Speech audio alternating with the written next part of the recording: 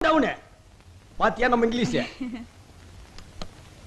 This வேற what use பண்றது If you eat this, it's good for your body. It will keep you ever so young. அடியே. என்ன சொல்லுது அந்த graph?